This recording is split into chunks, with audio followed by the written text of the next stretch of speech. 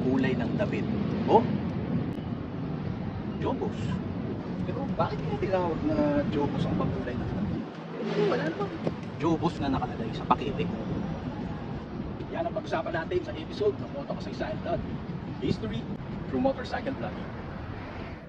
Noong 1899 daw, meron isang Amerikano na nagtayo ng negosyo ng laundry shop at dyeing service dito sa Santa Cruz, Manila. Walang iba kundi si Joe Bush.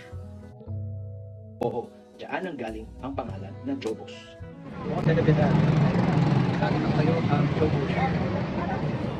Meron itong slogan na "Take that stain to Joe Bush."